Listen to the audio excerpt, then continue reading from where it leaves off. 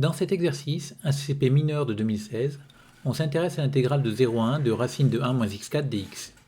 Donc dans une première question, on nous demande de démontrer l'existence de cette intégrale-là.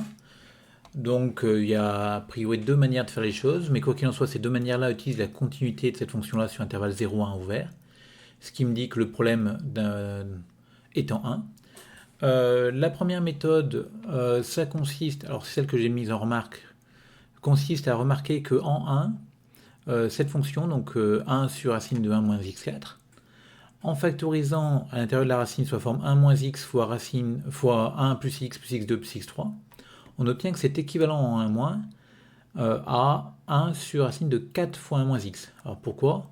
Parce que ce qui est là tend vers 4, qui est un nombre fini non nul. Donc dans mon produit quotient, je peux remplacer ce terme-là par sa limite. Et je vous rappelle que j'ai le droit de composer un équivalent par une fonction racine, comme j'ai le droit de composer tous les équivalents par des fonctions puissance à partir du moment où la puissance est fixe. Donc là, c'est puissance 1,5, donc j'ai le droit.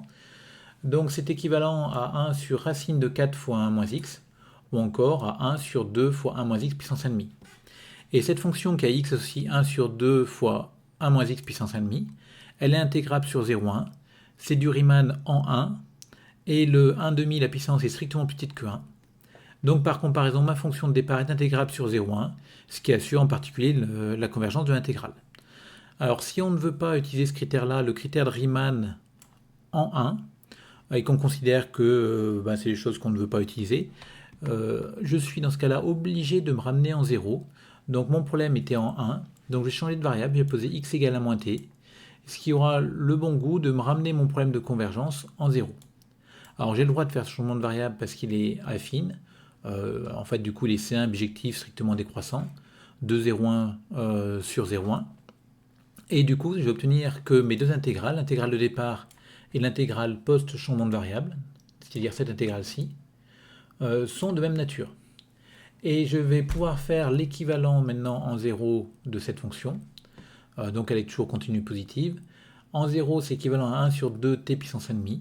Et j'utilise, alors là j'utilise la convergence, mais j'aurais pu parler d'intégrabilité, l'intégrabilité de 1 sur t puissance 1,5 sur 0,1 ouvert en 0, pour obtenir l'intégrabilité de cette fonction-là sur 0,1, et donc la convergence de l'intégrale, et donc la convergence de l'intégrale de départ. Donc vous voyez, il y a deux techniques suivant que vous acceptez ou non d'utiliser le critère de Riemann en 1. Bon, deuxième question, c'est une question qui n'était pas dans le sujet original, mais on peut supposer que l'énoncé, l'examinateur allait poser une autre question après celle-ci. Donc on demande de démontrer que l'intégrale i est comprise entre pi sur 2 et pi racine de 2 sur 4. Donc pour faire apparaître du pi sur 2, on pense à essayer de faire apparaître du 1 sur racine de 1 moins x2, qui nous fera apparaître du coup du arc sinus, et qui aura une chance de faire apparaître ce pi sur 2. Donc c'est ce qu'on va faire ici. On va encadrer notre 1 sur racine de 1 moins x2 sur l'intervalle, on va dire, 0a, mais c'est valable sur 0,1, par 1 sur racine de 1 moins x2 et 1 sur racine de 2 fois racine de 1 moins x2. Pourquoi? Parce que 1 plus x2 est compris entre 1 et 2. 1 moins x2 est positif, donc quand on fait le produit, on obtient cet encadrement-là. Et je passe à la puissance moins 1,5 et j'obtiens ce nouvel encadrement.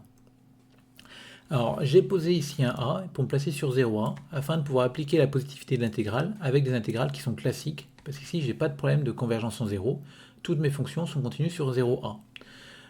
J'aurais pu faire autrement, en montrant d'abord que l'intégrale de 1 sur racine de 1 moins x2 converge sur 0,1, et auquel cas, une fois que j'avais la convergence, ces deux intégrales convergeaient, donc je pouvais appliquer la positivité directement sur l'intégrale impropre, c'est-à-dire directement avec le 1.